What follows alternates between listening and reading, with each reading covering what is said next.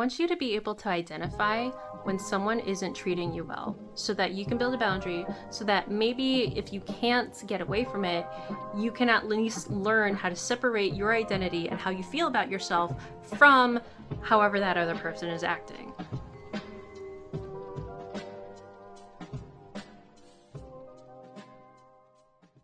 Hello, welcome back to my channel. My name is Arielle, and this is Feeling My Feelings, where I can finally feel my feelings after years of dissociating from them. And after years of honestly invalidating myself and gaslighting myself, because I didn't feel like I was allowed to feel my feelings.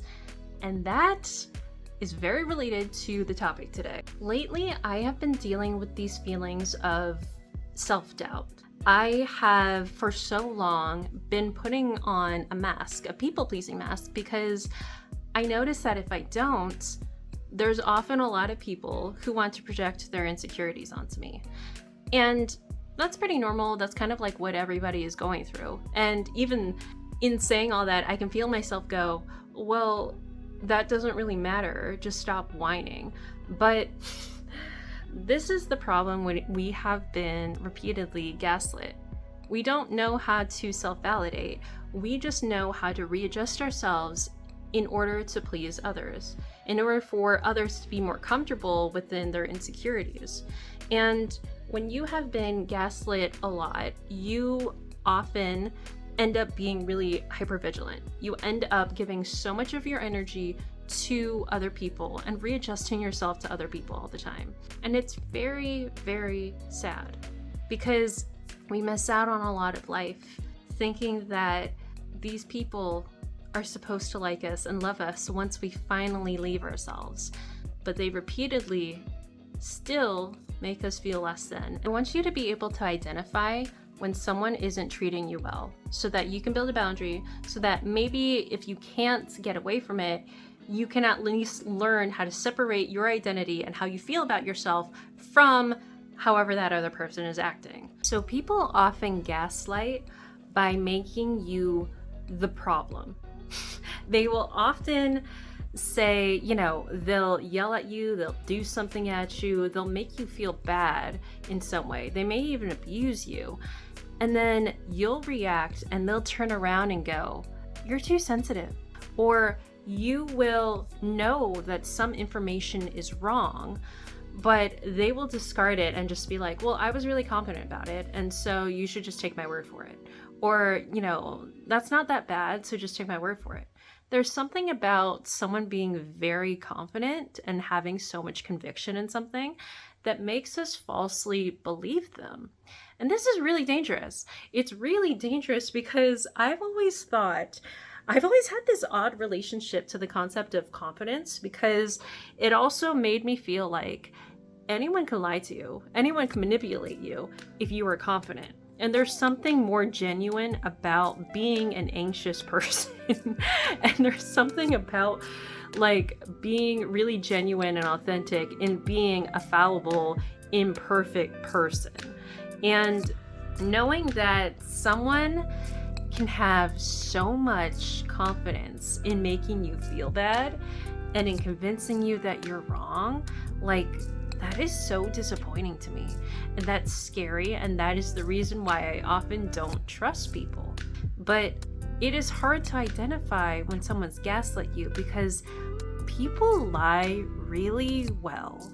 People, if they have so much belief in what they're entitled to, in how they see the world, they can absolutely sway anyone into doing anything. And if you've fallen for that, well, you're a human. If you've fallen for, people that you're dating who are like, no, babe, you're the only one for me, and actually you're dating 5 other people, that has happened to that's happened to Halle Berry. Remember that her ex-husband was actually like a sex addict or something like that, and she had no idea. And we don't often know what's really going on with people. And I think though that there are red flags, there are signs, and if anything, it could be something as simple as if someone put you down, if someone made you really confused, I want you to, every time you have confusion, try to stop and understand why. Like, if something is unclear to you and you have a lot of confusion, it's okay. And it's not stupid for you to always ask a question as to, why do I feel confused right now? Hey, how come then I am confused as to where you were on Saturday night? Why, can you kind of give me peace of mind then? And if it's someone you're dating and they're like, God, I don't want you to feel insecure. You're so insecure. That can get really tricky. And if they are trying to project if they're trying to make you feel like there's something wrong with you, if they're trying to do that and deflect more than they are trying to actually make you feel better, that is a red flag that they are likely gaslighting you. If someone is, there are not a lot of people who are really conscious that they are doing this, unfortunately. And there's definitely different levels and spectrums of people who do this. Some people do this because they think it creates the most safety in a situation. I once dated a guy a couple of years back who basically I believed to have cheated on me in the beginning of our relationship. And later on he said, yeah, but I didn't want to hurt you by telling you that. And so in the end, I thought that would be the best for us so you wouldn't feel bad about yourself. And so I cared about you. And I was like, what? I was like, so first of all, you did cheat on me, but you masked that by saying, yeah, but I didn't want you to feel bad and I really cared about you. And so that person is deflecting and basically trying to make it seem like they actually cared about me and trying to make me ignore the fact that, wait, something actually happened. And I remember thinking that was the dumbest explanation and just being like, bro, what? And so there are a lot of different justifications that people have in their heads. And even if it may have come from the best place possible from a person, you get to decide that that's not for you. And so sometimes if we feel gaslit, sometimes if we feel like something isn't right, maybe you're being gaslit, or maybe you generally are not on the same values page. You're not on, you don't match somebody else's standards and values. So either way, that person is not for you, especially if you guys are dating. You get to choose.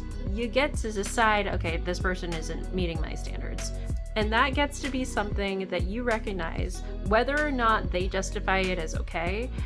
If it's not okay to your standards, it's not okay. A lot of the times, gaslighting turns into victim blaming. So, for example, I grew up with a family member who often violated my boundaries, and I would say that they did that. And as a reaction, that family member would be like, why are you making me feel bad about myself? Or you are making me out to be a terrible person, or I did nothing wrong.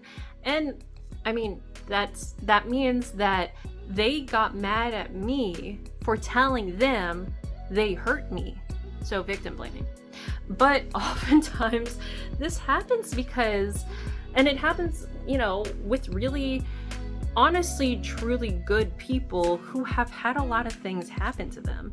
And they don't want to admit that they have built up so much defensiveness in order to protect themselves. And there is a spectrum of really terrible people and people who are just hurt. So not everyone's a narcissist. Not everyone's a true controlling, manipulative person. Some people build up habits in order to just defend themselves, and that's it. And it's unfortunate because with this family member, most of our relationship was pretty good. In isolated moments, they would often end up gaslighting. They would end up deflecting. They would end up not wanting to take blame because they were so tired of being at fault all the time. And sometimes that happened because they were unfairly projected upon. Hurt people hurt people. And that gets perpetuated until someone decides to stop it and to be aware of it. So with this family member, I otherwise really loved them. I otherwise had such a strong relationship with them. But it was in these moments where they just could not help but deflect blame because they didn't want to be hurt anymore. And this is something that I eventually start to recognize. But because I've been hurt a lot, because I've been gaslit a lot, I end up being stuck still in the same sort of victimhood mentality. It's all a vicious cycle. How many times have I said this in this video? But I think it's really important to actually stand back and to have that perspective of this is a hurt person.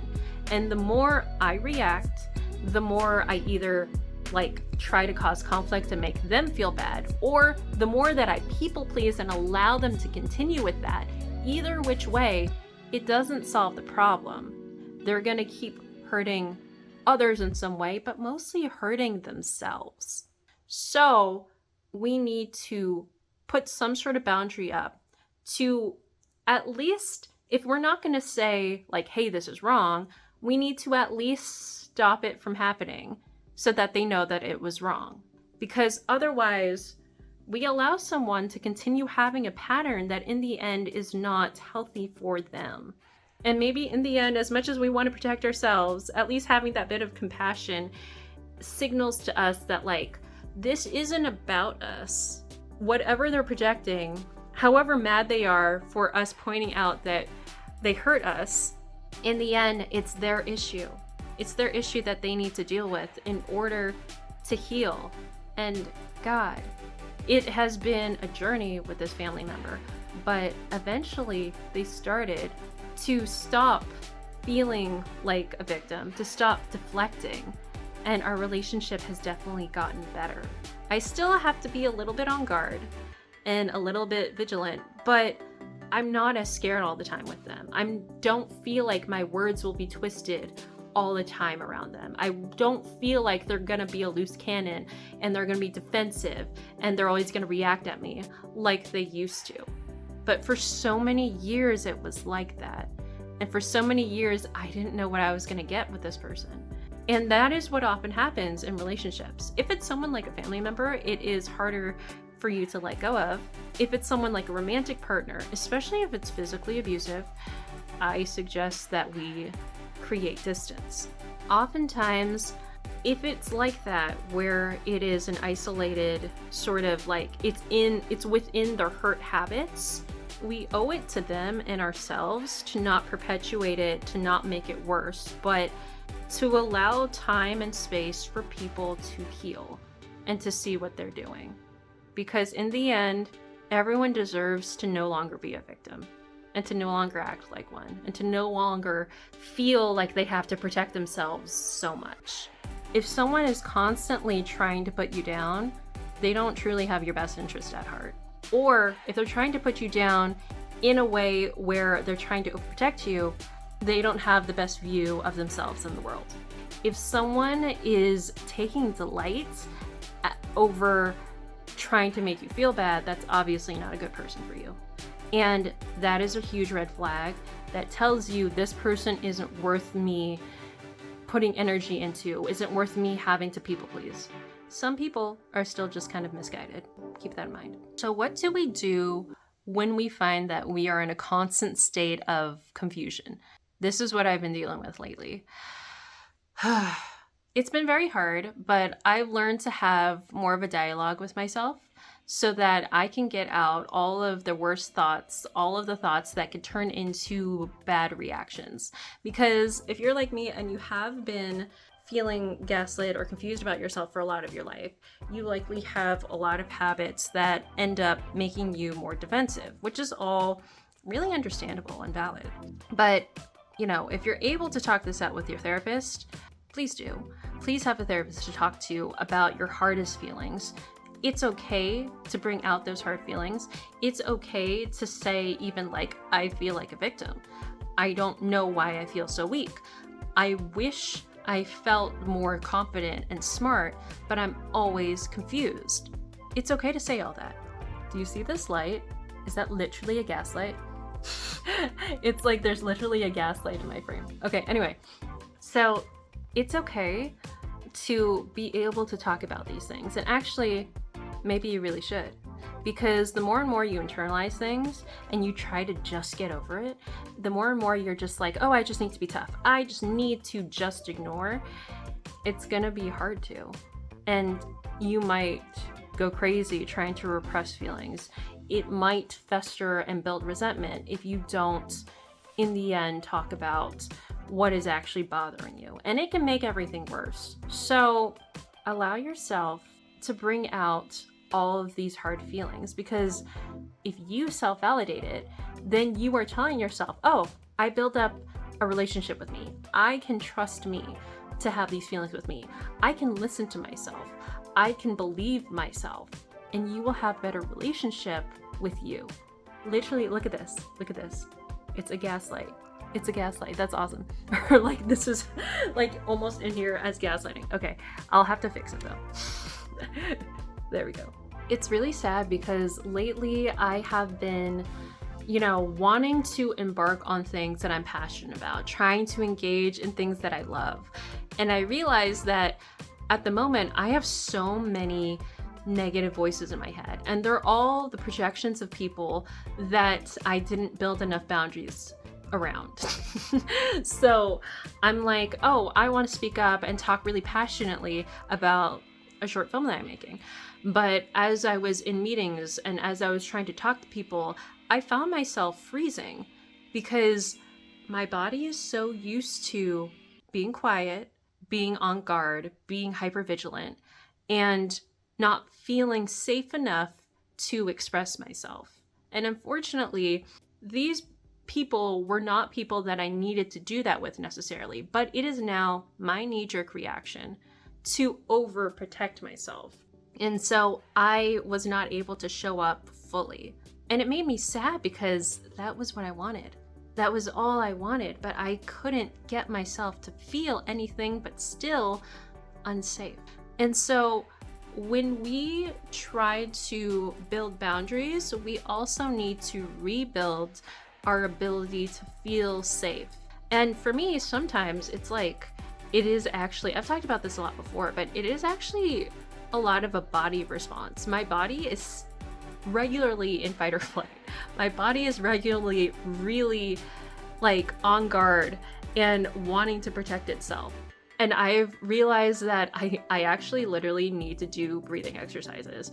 I have to do red light therapy. I have to exercise and release muscle tension and release all of this like really scared, anxious, on guard posture that I have, because all of this is now memorized in me and it's become this default state in places where I don't even need it.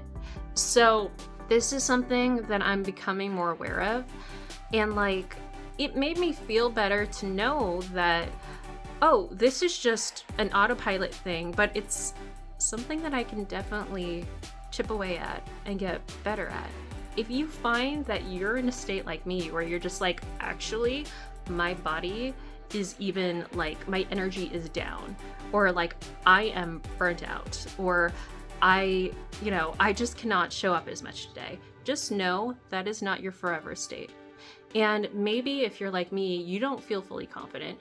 You feel like you're so used to masking, you're so used to people pleasing that you forgot about yourself and actually what makes you confident.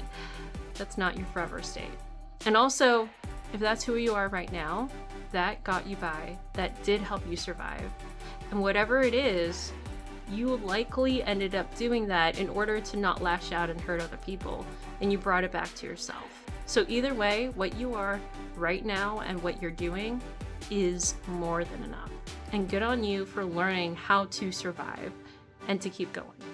Like, how many times in your life have you heard no one can tell you what you can do but you? You just have to work hard and be confident. And as much as the world is being told that, guess what? Some jealous person, some insecure person is still going to look at you and be like, your ideas, what you want in your life, That's stupid. You just can't do it. Look at you. You just can't do it. Apparently, you don't believe what everyone has told you to believe there. And I get it. Like, we're all trying to be realistic. But in reality, like, humans were born with the ability to be really multi-talented. We actually have a whole emotional part of us. We have our mental state. We have our physical capabilities. We are actually meant to holistically to balance those things. And I think a lot of us think we can't do more than one thing. Or if one thing is defective, it's always going to be defective. You're quiet, you're always going to be quiet. Like, you're lazy, you're always going to be lazy. You can't change. People don't change. If people change, then our world would be better. That's true. But because we don't believe people can change, because we don't believe people can grow, because we're obsessed with each other and trying to make ourselves feel bad or make ourselves feel good by making someone feel bad, we don't focus on our growth. We focus on, I need to feel good, so I need to put this person down. I need to control this person so I feel good. And it is a waste of time where we could use it on growing. In case you didn't believe it already, it is actually very, very important for you to have self-confidence. This is what I've been learning lately, because I've just been kind of like a little bit like frustrated and feeling like, well, it doesn't matter if I have a voice. It doesn't matter if I feel self-confident, because someone will always control me. And this is a limiting belief I had. And it made me feel like I don't want to show up. I don't want to be confident. It's useless. And damn. So that means I've been through some shit and I'm still trying to heal it. But I realized that I have this odd feeling that I cannot be confident or else it's unsafe. I cannot stand up for myself because I will always be attacked. And even though that's often true, depending on whatever people and environments you are in your life, we don't want to live defensively forever. I want to get to a point where, as much as I am bothered by other people, I can stand my ground and at least be respected for being someone that holds up values. I want to get to a point where I have a level of self-confidence that people see and they know how and how not to treat me. This I have not fully built yet because I'm still on and off reacting to people. And that's okay. And here and there, you still will. I think we can gain enough self-awareness where we build up that stronger sense of self, where people know they can't do shit to us. For some reason, I've had a block to that for such a long time because I have just been so frustrated that, like, I don't want to show up. I don't want to have to try. I don't want to have to fight for myself anymore. And maybe we don't think about it as fighting. Maybe we don't think about it as something hard to do. Maybe simply us sitting in our power, in our values, in the way we want to be treated, and simply saying, I don't like this, I don't like that, there it is, I won't give it any more energy, that is confident enough. And the more and more you give more energy to what you actually want in life, to how you want to think, to how you want to feel, you'll be able to point out and sniff out gaslighting and misbehavior immediately. So you won't have to constantly be questioning yourself, constantly having to undo it, constantly having to detox from other people. You'll already have had that separation and those boundaries, and it'll be normal for you. If you feel like you think you're weak because you feel like a victim, honestly, you are kind of a victim, but we don't want to remain victimized forever. Check out that video that I did about victim mentality. Anyway, we don't want to stay in this state forever, but we have to know that if we are self-aware enough to adjust to other people, if we are able to change and to people please for others, we should have the ability to do that for ourselves. What if we brought back that energy of being hypervigilant? And what if we were really focused on, how do I feel? For me, that is a different sensation, because whenever I bring it back to myself, sometimes I get a lot of shame. Sometimes I even feel bored. sometimes it just feels lonely when I am just focused on myself, because I am so used to doing stuff for other people, kind of living for other people. But if you are self-aware enough to recognize this, then you will build up a strength that a lot of people who end up manipulating cannot do. You'll be able to be more self-trusting, to rely more and go within more so that you don't externalize things. You're able to build more trust with yourself, to build more of a relationship with yourself. And that skill will help you in the long run. That paired with self-confidence will create a really confident, amazing, can do everything person. So in the end, you being able to be adjustable, you being able to basically probably break your back to do whatever you need to for other people, if you bring that back to you, dang, how powerful you could be. It'll take some practice, but I think I am definitely getting there. So my friends, I know that a lot of my past videos have kind of been about related things, but that's because a lot of this stuff is really interrelated, but you know, there's a lot of like other little things that happen as a domino effect of different types of trauma. So if you are on this journey with me, I wish you the best. And I feel like we are all getting there. We're all healing. We all have so much power and value. And, you know, forgive other people and let go. Because the more we get stuck on them, the more we're actually feeding resentment in ourselves. So, peace and love to everyone and to ourselves. Bye-bye. Okay.